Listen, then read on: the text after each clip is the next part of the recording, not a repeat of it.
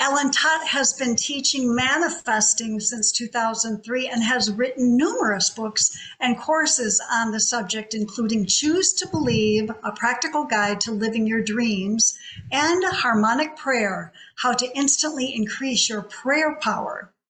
Alan currently runs a membership site at https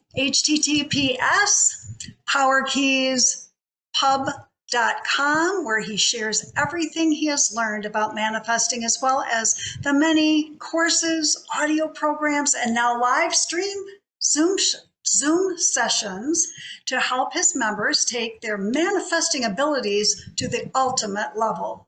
Alan has also been instrumental in helping the Coptic Fellowship enter the digital age with the website, online conferences, and other Zoom events. In his off time, Alan enjoys hiking through the woods, roller skating, watching movies, and helping out with his wife's band, The Six Pack. And so this evening, I would like to turn this over to Alan as he teaches us about manifestation. Thank you for being here, Alan. And thank you for that introduction, Darcy. And thank you for the prayer on world peace, because as you said, that is incredibly appropriate for the subject tonight. And before I go further, I want to switch my view to gallery view because I want to see everyone's faces as I'm talking. Because tonight's presentation is going to be a little bit more interactive than most of the ones that I do. In fact, I want to start off with a couple of questions. And the first question that I want to ask, and just raise a hand, wave a hand at me if your answer is yes, but how many people have noticed that the world has a few problems? Yeah, most of us definitely noticed that. How many people here would like to do something to solve those problems if you could? How many people would like to be able to be instrumental in solving those problems? Yep, pretty much everyone. Okay, so I'm definitely talking to the right group, which I kind of figured. That's the type of person that the Coptic Fellowship attracts. People who care about other people. In fact, there's probably another question that you'd probably resonate with. So let me go ahead and ask this. How many of you, when you see another person who is suffering, who's in pain, who's being treated unfairly, feel what they are feeling? How many people feel like they are empathic and feel what other people are feeling? So maybe not as many, but we've got at least a few. Okay. And then the last question that I was going to ask, this one, I know not everyone's going to resonate with, but maybe there's one or two. How many of you, if it were possible, would like to be able not only to be instrumental in helping other people solve their problems, but get paid in the process? How many people would like to be able to turn that activity into an income? And I see 2 hands. Okay, that's fine. I didn't expect a lot of hands on that one, but I figured I'd just double checked in the meantime.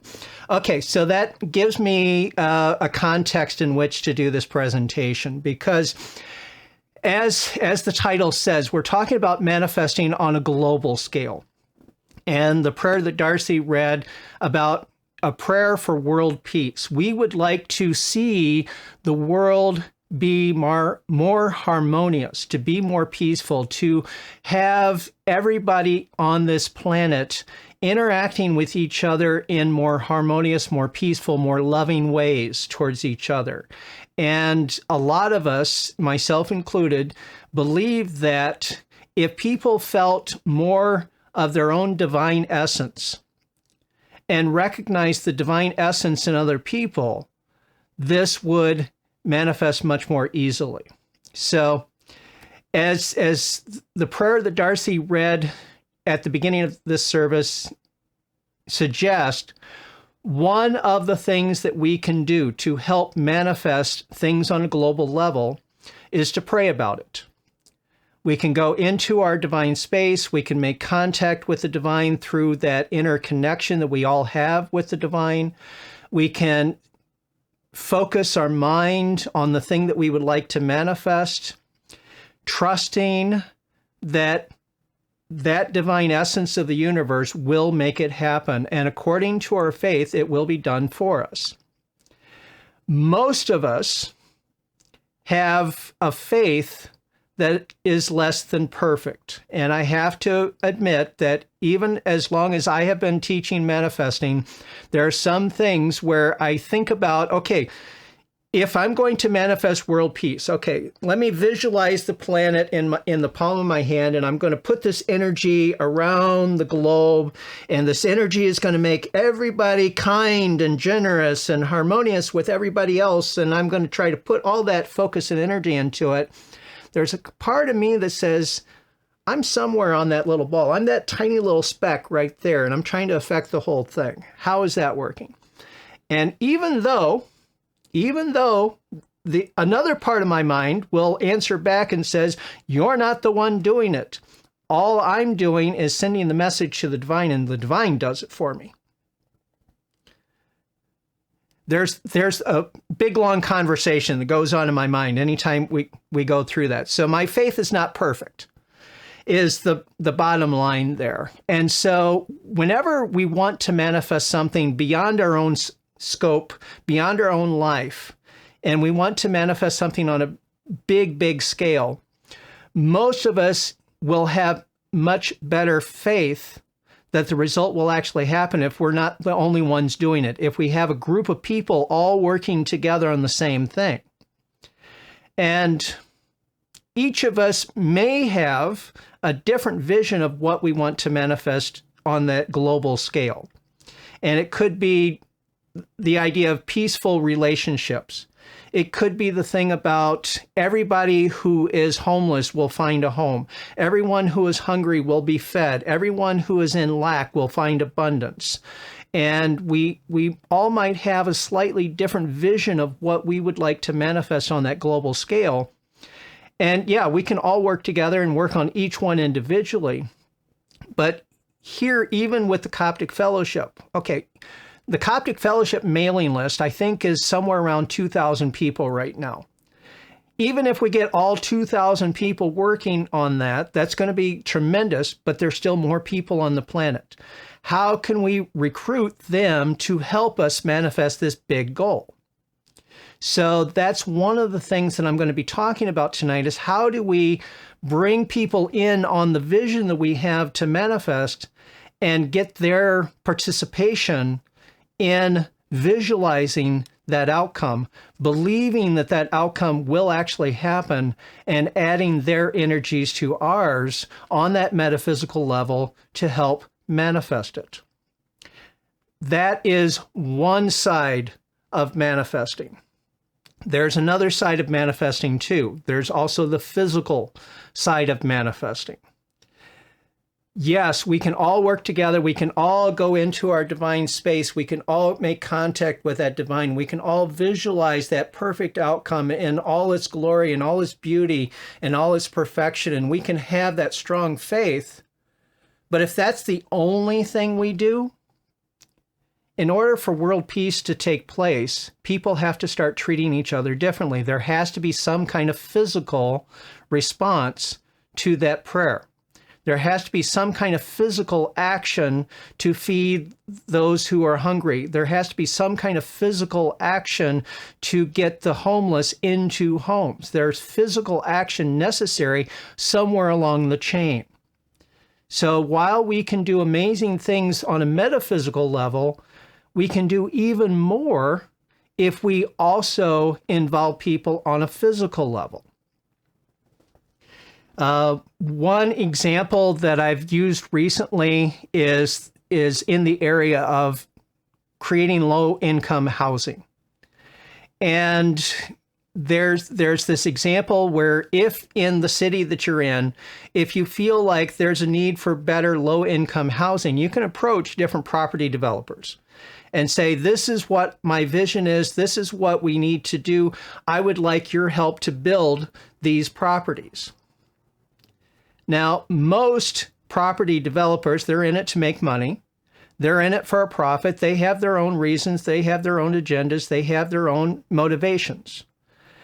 In order to get them on board with our vision to actually create good quality, low income housing, they need to have a reason for it. They need to be motivated to do it. And one of the limitations that I found with a lot of people in that type of business is that they look at each project individually.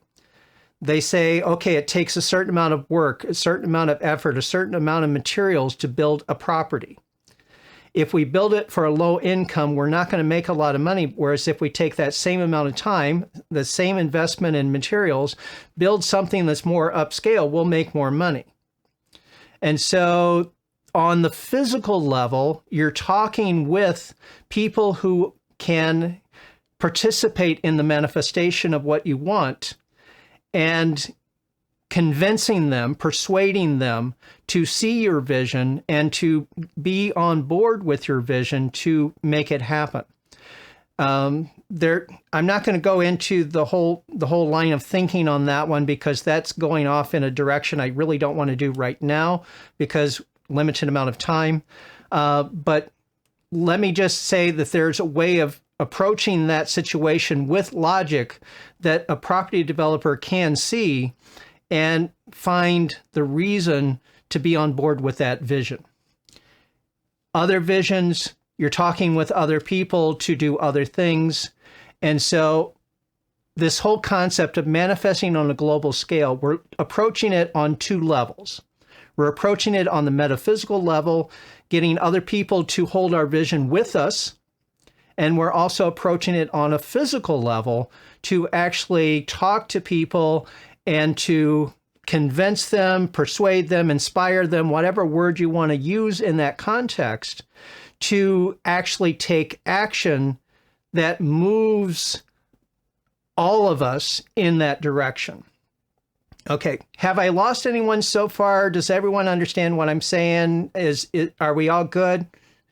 Okay, I'm kind of seeing some good faces. Okay, I mean, I'm seeing some smiles, so I think we're good. Okay. One of the big issues that I have found in my life, and maybe you've had a different experience, maybe you can relate. A lot of us have been studying spiritual principles for a very long time. A lot of us have been involved with personal development for a very long time. We've learned how to do things in certain ways to get the best results. Because of our vast knowledge from books and our experience from life, we've learned a number of things that would help other people. And I know that I have had times when I've given advice to a friend or a family member, and it's been great advice. I know if they had acted on that advice, the problem that they were facing would have been completely solved and everybody would have been happy. But there have been times when I give advice and someone says, yeah, that sounds good, and they do absolutely nothing with it. How many people have had that experience, that you give great advice and then nobody does anything with it? Okay, yep, we've got a few people with that too. Well, I had that experience more than once. And in fact, as Darcy mentioned, I've been teaching manifesting for over 20 years. I've written a number of books, created courses, audio programs, and in my business, my focus has been on creating the materials, packaging the information, selling that information, and letting people do what they want to with it. So in that context, yeah, I'm kind of giving advice, but I'm not really holding myself accountable for them actually putting it into practice. However, over the years, there have been a few times when people have hired me as a coach to help them implement the manifesting principles and to get good results with that.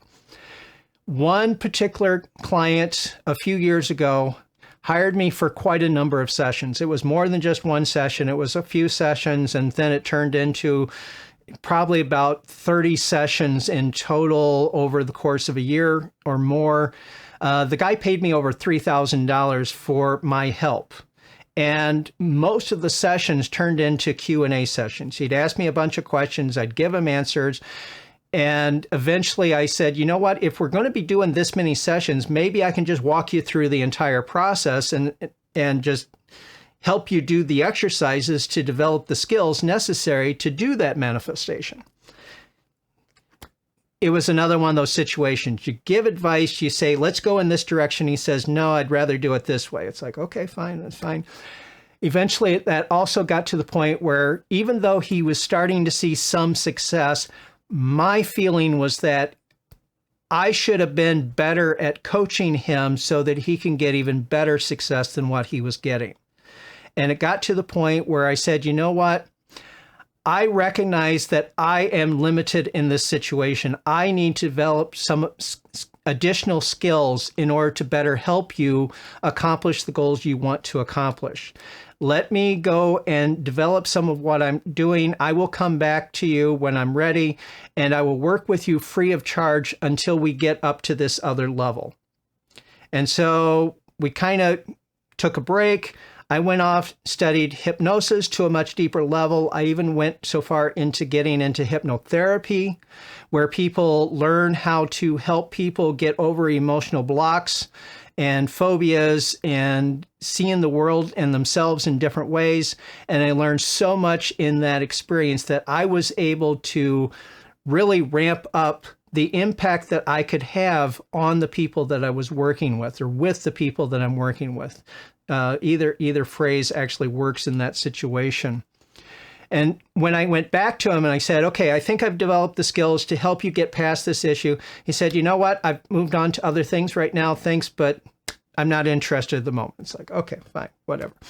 But in the process of that, I've learned that there are some very specific things that we can do in our communication that will help people not only realize the type of problem that they are actually in the middle of and to see it as the problem that it truly is. But once you have that connection to their problem, you can then shift their attention in some slight, subtle ways so that they can see that the problem's not permanent, the problem is not an absolute, the problem is only a temporary thing, and that they have the option to experience something much better.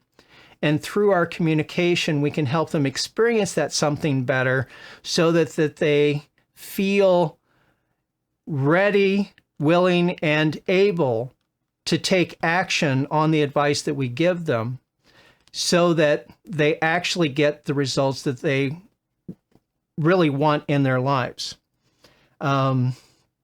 So that's kind of the background that came into everything that I'm wanting to share with you. And I know I can't share everything with you right now in tonight's thing, which is why I'm going to be giving you a link to a 3-hour training that I did on this entire concept. So if you like what you hear tonight, there's a whole lot more that you can get as a next step. So when you think about what holds people back, when you think about when you have been given advice and you've rejected the advice that you've been given, and you pay attention to what has given you that reason to decline the advice, there's usually one of 3 reasons that we choose not to take someone else's advice. Either 1, we don't believe that their advice will actually work. Number 2 is we believe their advice would actually work, but maybe for someone else, not for us, because somehow we don't have the skills, abilities, or personality to implement that advice. Or the third reason is even if we think that their advice will work, that we can do it, we believe that there's something in our environment that will prevent us from actually being successful using that advice, that we're working with someone else and yeah, I can do this, but they're still not going to respond to it. So there's 3 reasons why anyone would decline someone else's advice. And when we communicate to people in a way that helps them see a way past each of those 3 obstacles, and they can see that what they believe to be an obstacle is not truly an obstacle, then they are much more ready to take action on the advice that you give them. So when we give advice, we need to give a little bit more than, well, you should be doing this. Or if you are finding yourself in this situation, here's how you handle it. That may be great advice, but it's incomplete. And so when we are giving advice to someone else, we need to cover all three of those areas. Why the advice itself will work. And one of the best ways of doing that is to tell them a story about, well, I know this other person who had that same situation. This is what they did. This is the result they got from it.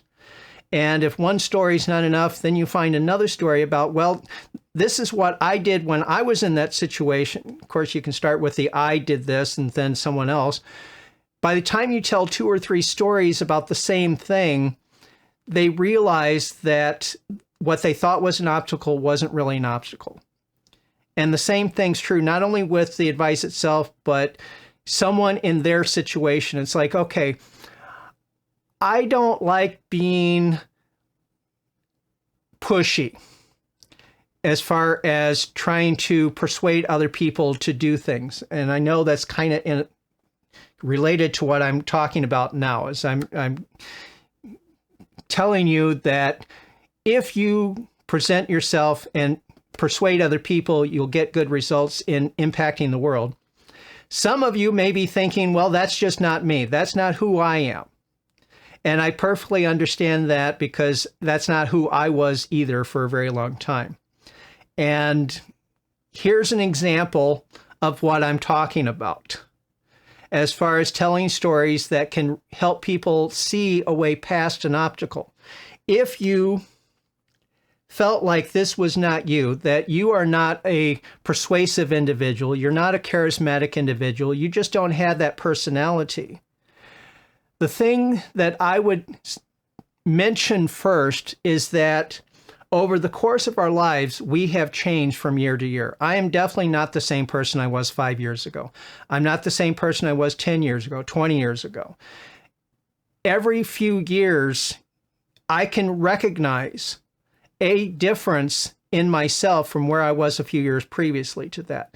The people that I've known over time are definitely not the same now as what they were 10, 20, 30 years ago. I mean, just some of you that I know now, Darcy, when I first met Darcy here in Grand Rapids, she was so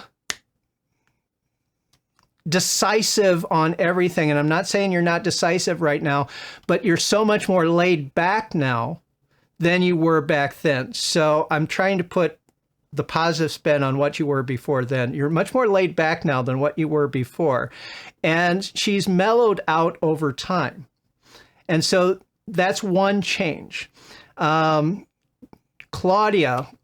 has changed over the short time that I've known her.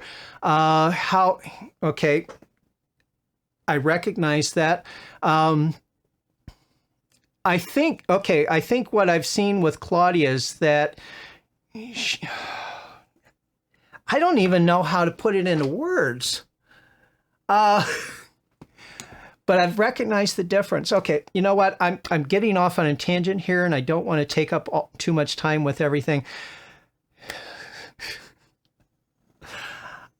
Wow, I've really gone off the rails on that one. Okay. Okay, well, here's one example of how I've changed. I definitely would have been so embarrassed by that I would have been unable to continue. But now I'm able to take it in stride, and it's like, okay, fine, that's just what happened. Let's just go on from here. Okay. So there are different ways that we can talk to people in a way that increases our impact on how they respond to things. What I was just describing as far as the three aspects or obstacles, 3 aspects of obstacles, comes from a formula that I've learned in the marketing realm. And there's a different formula that comes from hypnotherapy when we're helping someone overcome an emotional block. And I started to reference that in there somewhere, trying to combine too many things at once. And there again, I really don't want to go into too much detail on that. Let me back up. Let me come at this slightly differently. Take a breath. Okay. So let me go back to the metaphysical manifesting. Okay. Physical manifesting, we've kind of talked a little bit about that. There's ways that you can phrase what you say. There are ways that you can structure your ideas that you communicate to other people that help them see past their own obstacles.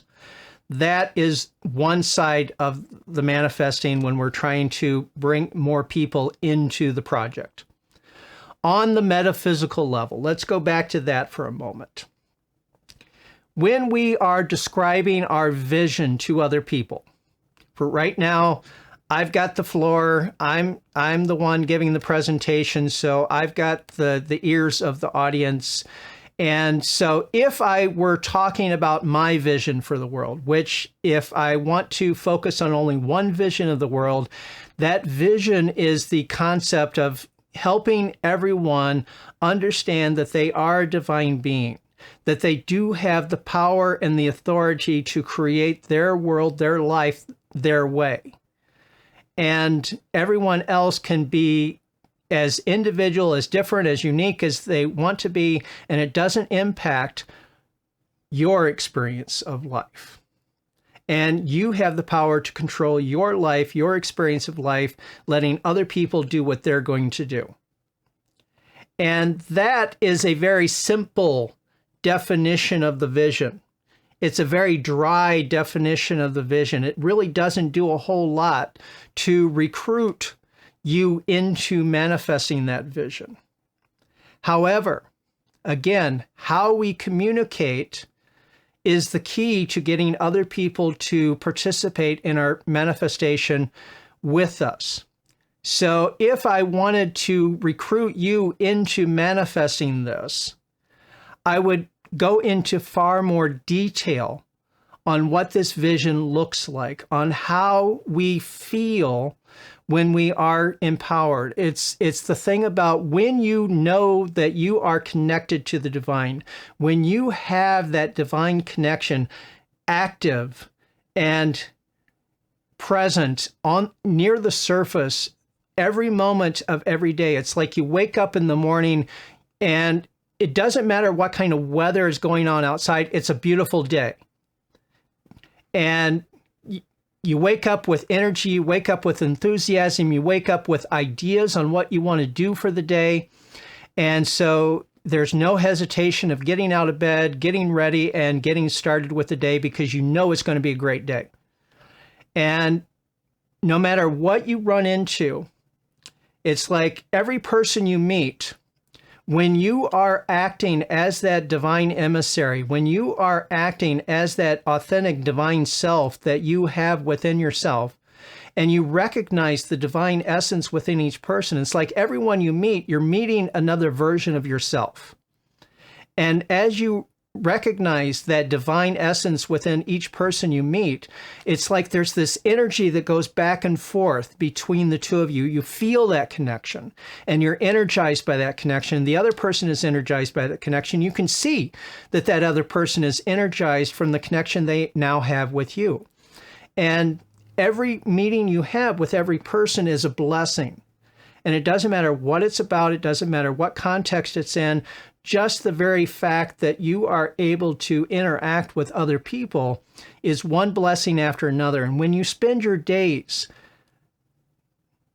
with this experience of one blessing after another, there's that butterfly effect. It's like that tangent effect. It's like just a slight difference now. And as you progress through time, what the direction you used to go with your previous view of the world and your view of yourself, this slight difference, eventually, after a month, after a year, after 10 years, your life grows so much more beautiful. And you feel that divine power, that divine love, that divine wisdom flowing through you, through every interaction, through every experience, that it just makes life so much more magical. Okay, so that was a fuller description of my vision.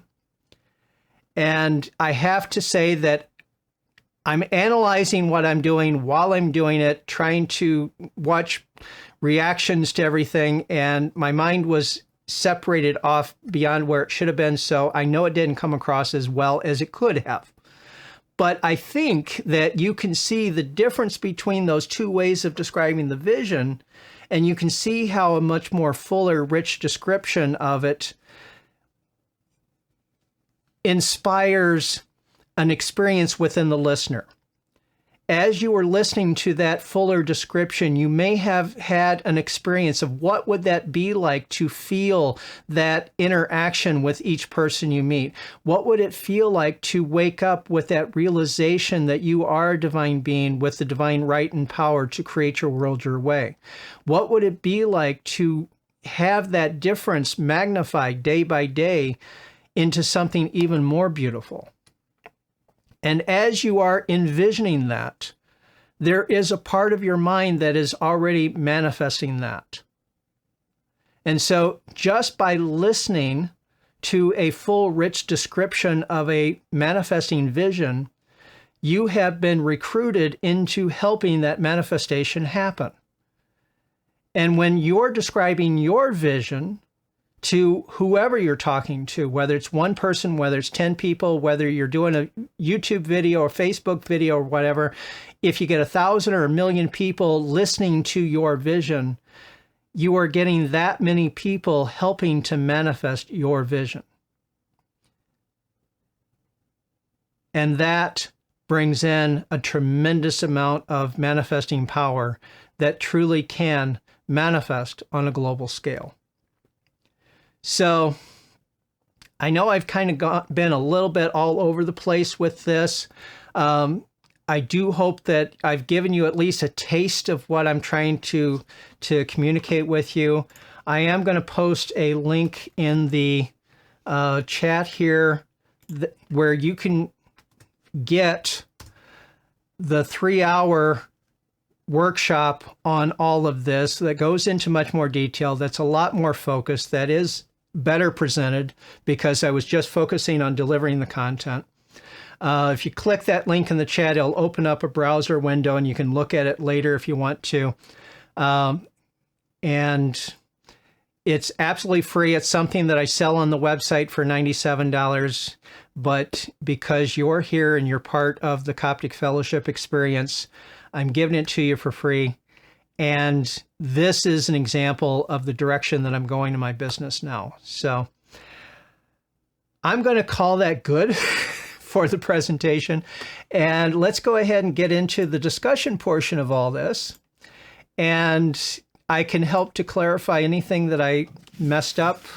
And we can take this further in new directions if that's what you would like to do. So thank you.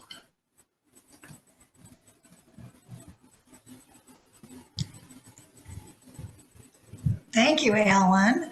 This is the portion of the evening for those of you who are unfamiliar with how we do things, when you are welcome to comment or ask questions or get clarification, things that may have been an aha for you that you'd like to share with Alan or get his perspective. This is the time to do that. And even if you disagree with the points, you can share your side of it and your view of it. That's perfectly okay too. Looks like Lori has something. Yeah, thank you, Alan. Yeah, because you kept reminding me that my focus for the past, well, since 2013 has been to put out my Course in Miracles lessons every day. And that's just worked out quite beautifully. Every time I do it, sorry, the group grows and grows. So it gets larger and larger. And I just feel like this is my mission. This is my focus. This is what I want to accomplish. This is what I want to do in my life, and what I'm here for. So anyway, thank you. You were reminding me of that. Yeah. Mm-hmm. Yep, that is Very an good, example of manifesting on a larger scale because you are helping other people improve their lives. And there's the ripple effect where the lives that you impact will impact other lives as well. So your reach is far beyond what you even see directly. Thank you. Yeah. I couldn't help but think about John and, you know, the thrust of his message the last 5, 10 years was be the light of the world. And he wrote the book, got it published. So, you know, maybe we all have that moment once in a while where we ask, what am I here? Why am I here? What am I here to do? What am I going to leave behind? In fact, today, I don't even know what prompted this thought, but I thought, in 100 years from now, nobody's going to know. They're not even going to care that Nancy Davis lived. 100 years from now, they're not even going to know. So I guess the important thing is that we make a difference in our life right now, in our little world around us, all the people that we come in contact with, and make it the best that we can do, and help and love our fellow man along the way. Mm-hmm. So, and some people, Alan, you wrote some books. John was talented. He spoke and he could write a book. Those are things that, really are tangible that you can leave behind. Some of us don't have a tangible talent. We just have to lead by example, I guess, and be the best that we can be and be willing to help people along the way. So, yeah, and being of service to the world, which is one of the primary focuses of the Coptic Fellowship, doesn't have to be a thing of writing a book or being a thought leader or leading a mass movement or anything like that. It can be a very simple life where in the interactions that you have with each person that you meet, if you make a connection, if you leave them with a positive impression of themselves, more than a positive impression of you, if you leave them with a positive impression of themselves, you lift their spirits, you lift their mood, you help them shift into a positive outlook on life. And again, as I mentioned with Lori, there's that ripple effect where the good that you do in your sphere of influence ripples out. And again, going back to John, I mean, that's something he mentioned quite often too about the ripple effect. It's like we do these little things and it just ripples outward and eventually it touches the entire world.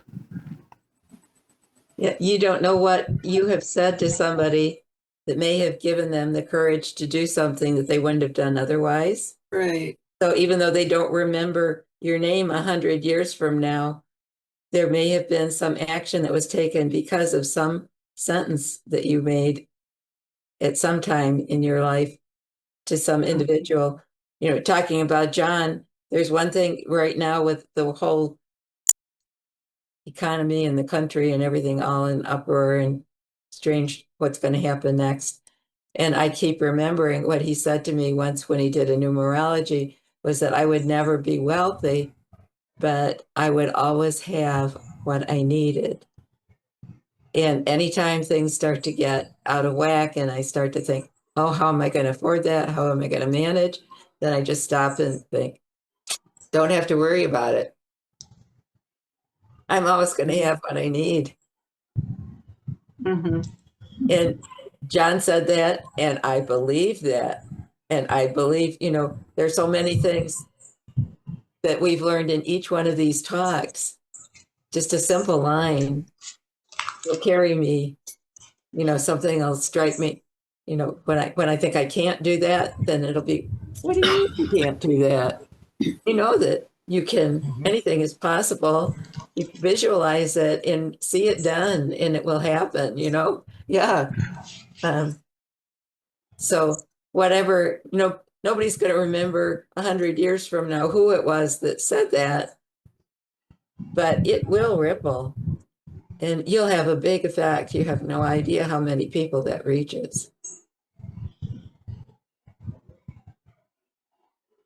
I think we Just don't wanna- often enough think about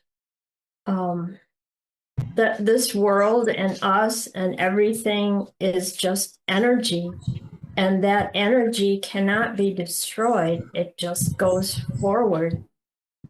Time is a crazy thing. We obviously know that because sometimes it drags on and other times, phew, where did it go, you know? So I try to just remember that energy is like this ball of light, and anything that we need, like Barb just said, is right there. And it's always going to be there. I don't care how many centuries it is from now. The collective of us humans is bringing the world forward. And then we get into the possibilities of other worlds and other creatures like us. And it just gets mind-boggling after a while. But nothing is ever lost. I believe that totally. Thank you, Alan, for your inspiration this evening. Nancy, you were going to say something. I kind of just rambled on. Oh, I just wanted to say excuse me, but I wanted to give a shout out to Margaret Starks. Hi, Margaret. I'm so happy to see that you've joined us tonight. Hi, Nancy. I hope you can hear me. I'm on my phone. I can hear you. Oh, great. Fantastic. And I'm Margaret's been driving. a Coptic, I think you Forever. were aren't you a minister or were a minister? Yes, I am. Yeah. I am. And how long ago did you join the fellowship? Oh, my God. Well, I became a minister in 95. Okay. So All right. I've been involved with Coptic since the late 80s. Mid Good. to late 80s. Yeah. Good. Yeah.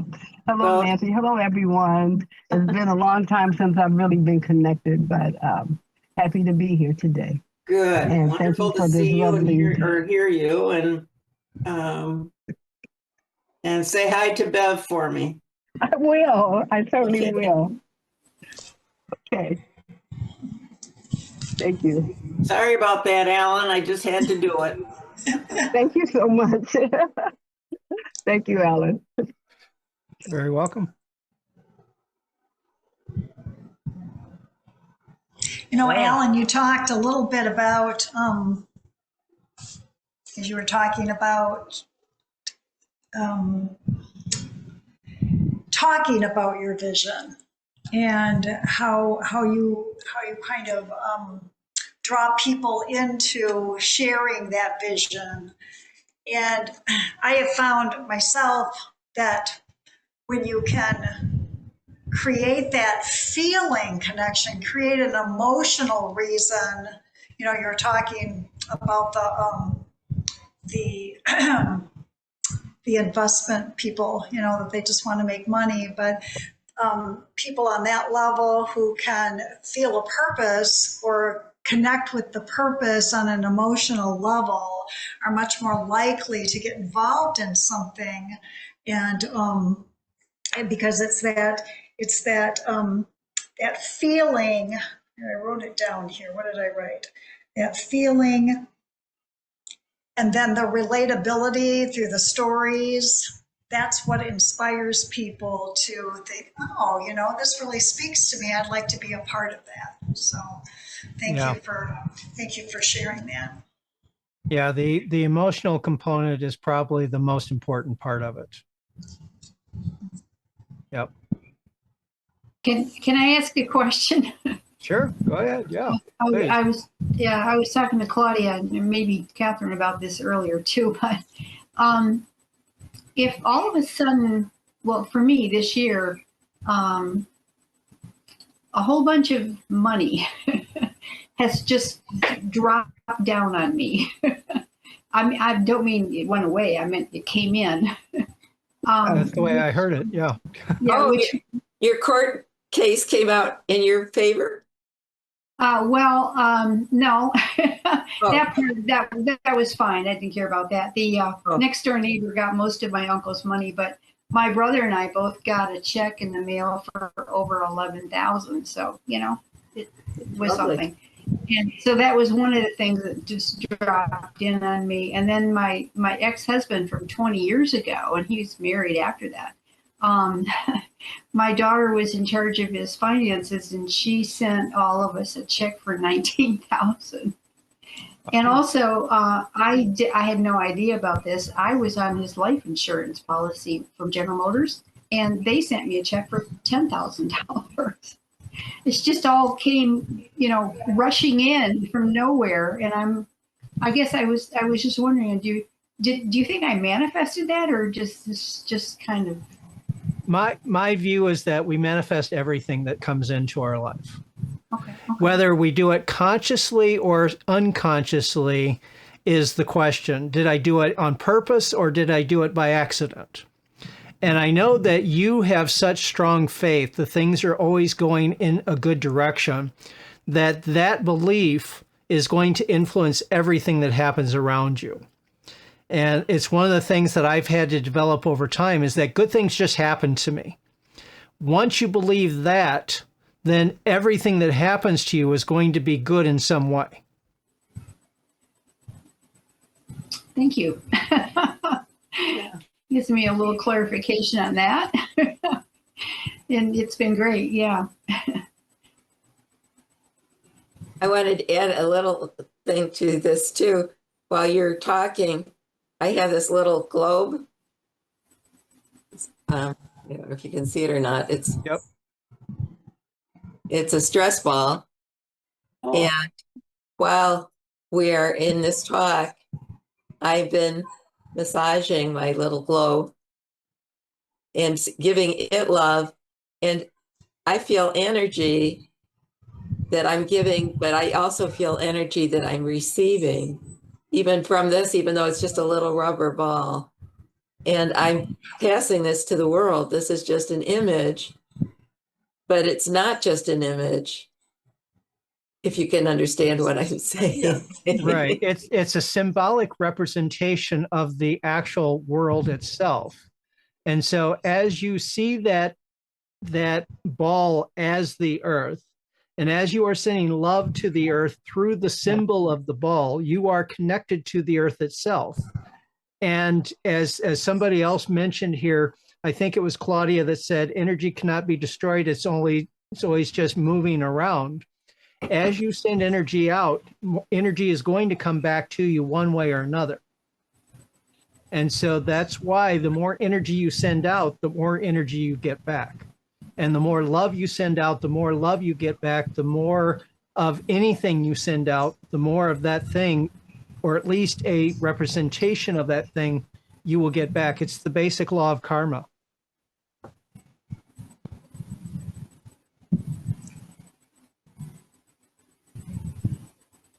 Yeah, when you said that the talk was on the world focus, that was the first thing I thought of. Oh, my globe, my world. Mm-hmm. Yeah, you've got a perfect representation that you can actually have the world in the palm of your hand, Yes. and you can say, okay, this is what we're going to do next. Mm-hmm. Yeah. And that really is the core message that I want to make sure that I get across to everyone. And I know I've pretty much said it out blatantly already, but I'm going to say it again, is that you have more power than you think you do. You are more capable than you think that you are. And you have more of an impact on the world than you think you do. Kind of like what we were just talking with Nancy, is that she originally said that, it's just me. I'm not doing much. I'm not on that level, but it doesn't matter what level you're on. What matters is the impact that you have on the people that you're connected to, because that impact will spread. Mm-hmm. When it comes to a conversation about what levels we're on, We don't have a clue. Our spirit knows, but we came here and signed a contract that we didn't want to know that because it would make us work harder, right? Well, I think we were talking just on a physical level, not really the spiritual level. It's more of Okay. what platform are you operating on in the physical world? But yeah, I hear Fair what you're enough. saying, that on the spiritual level, we really don't know a lot of where we stand in that realm. Yeah, we probably don't know on the physical level much either. Sure. Yeah. I think about it a lot. I would like to say too, my son has been here from Oklahoma and my granddaughter and her fiance. And I was not sure if I was going to make it in time for this meeting. And I never mentioned to them that I had a meeting that I would like to attend. But my granddaughter wanted to be back. They're staying at my son's stepsister's house. And they wanted to be back because she has to work tomorrow. And she's had a really busy day in time to see her before she goes to bed. And so they were racing to get back to see her in time. And the timing just worked out. I get in my apartment at 6:45. And I had this morning talked to my higher self, my guardian angels, and said, everything is in divine order, everything will work out. And here we are. Mhm. So just knowing that everything was going to work out, I didn't have to do anything, just go through the day. Yep. You manifested. It manifested, yes. Yep. Well, manifested beautifully. In fact, I had to laugh to myself too. We went to the COSI, the Columbus Museum of Science and Industry, and we got a parking space. And my son said, "Oh, Mom, we should have had you bring your handicap tag." And we got a spot right beside the handicap spots, even though I didn't have a handicap tag. There you go. Yeah. Right by the elevator that took us to the level where we needed to be to go into the museum. So things, you give it over to your higher self and your guardian angels and your spirit guides, and things work. I was always told that there's an A couple archangel of things. and his name is Walter. And when you need a parking space or whatever, ahead of time, ask Archangel Walter for a parking spot. Oh. It happens. It works. I only have two. I never knew his name, but he was one of the first ones that I learned about when I was studying. Oh, really? And my son had said to me, "Mom, I think I've inherited your ability to get parking spaces." And my granddaughter thinks we're all crazy, but and I didn't when I say turn that. As into we a, called in, I just thought that to myself, "Thank you, angels." And again, this is happening. Here we are. When I turn into a busy parking lot, I say, "Okay, parking angels." I call them parking angels. They help me find a good spot. And like Susie said, it's amazing, but it opens up. Right. Whether I'm manifesting it, 930. whether the angels are helping me, or maybe it's a little bit of both. But good. So Anyway, something I had mentioned maybe the last time Alan was talking is that one of the things I wanted to do before I left the planet was to create a website for A Course in Miracles, the lessons that I send out every day now via email. And somehow my next door neighbor is the computer tech for all of the Tupelo honey restaurants in this through several states. Anyway, he's very computer tech guy. And I don't know, somehow I just happened to mention it to him one day. And he said, I can create that website for you. And I was like, oh, that's fantastic. You're just right next door to me, you know. And he's the young guy, and he's really cool. And I said, I'd love to pay you, you know, to do that. And he said, oh no, I won't. No, you don't pay me for free. Wow. So I'm going to have a website at some point when I finally get this organized, and he's going to put it up. So one of my main goals in life has been that. Well, you manifested that too. Yep. You manifested You it. thought about it, you know, and the law of attraction brought. They are So- wonderful neighbors, the best neighbors I've ever had anywhere. That's great. He and his wife, they're fantastic. Great. I have a manifestation story. I had magic windows at 50-year guarantee. Had them come out, having issues with like 3 of them. So they say, oh, it was discontinued. And we need to send your order to Ohio. I live in Michigan. And a year later, I still hadn't gotten any windows. And I was constantly being told to be patient, be patient. And in May, it was the year. And then I waited until after a year date, and I contacted them, and I got the same old story. You need to be patient, blah, blah, blah. I said, do you guys even check to see if they're, you know, making them or not? Oh, it's really hard to communicate with them, blah, blah, blah. So I did a Google review, and I ended up, for me to take the Google review down, and it was all truth. It was every bit truth about the company. And they paid me my $125 service fee back, and I'm getting 3 brand new windows labor free. Mhm. So yeah, that is an awesome manifestation, and they get here tomorrow. I can't wait. Yay. Oh, great. All right. Yeah, we had a hiccup with a siding job that we had done quite a number of years ago. We got a couple of quotes for siding. We went with the lower priced one because it was $10,000 cheaper, and it was all good except for one side of the house. There were pieces that would come loose every time we got a strong wind, and the company would send somebody out to fix it back up again at each time. But after 3 or 4 times, it was just getting to be ridiculous because the crew that installed them just didn't use enough nails, or that's what we were told by some of the repair guys.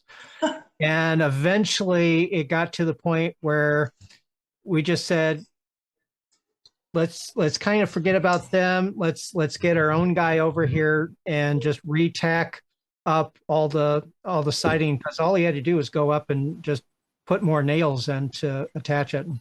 So far, the last, what has it been, at least 3 or 4 years, no problem at all. So we did have a little bit of a hiccup, but we did save $10,000 minus that small repair charge at the end, because all the other repairs were free.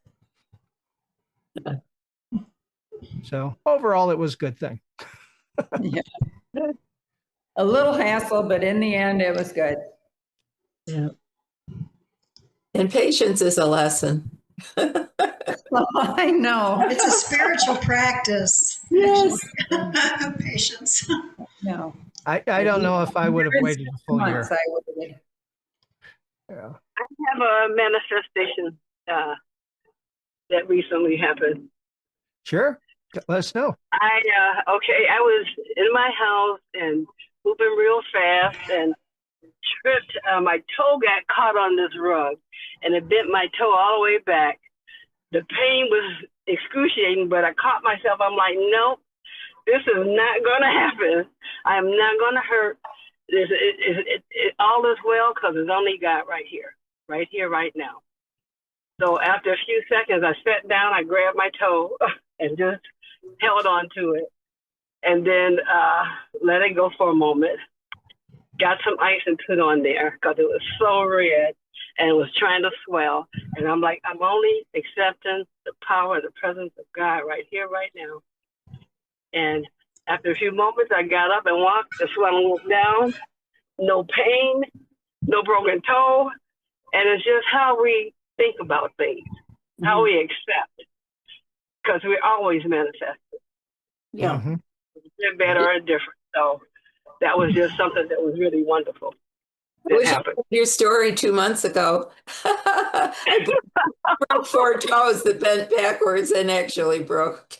Oh, They're almost healed now. I go back to the doctors this week. I think they're healed. Yourself in the moment, right away. It's like I could think, oh, this hurts so bad, my toe is broken, but I'm like, no, I do not accept that. I'm not accepting it. I'm only accepting God right here, right now. And it manifested to a perfect toe. Oh, I think when I fell, I said, I think I broke my toes. and I didn't say, I'm not accepting that. I should have heard that. I'm But I prepared. mean, Hope it how we doesn't happen manifest again. all the time. If we don't watch our thoughts, You're right. and things happen, but if we could catch it immediately, then we change an opinion. Mhm. correct. We're so taught that there's limitations to what we can do and what we can be. And Mhm. wow, I've been really focusing on that lately. Limitations are not a thing, True. not on this planet. That's true. That is Only right. if we accept them. Exactly.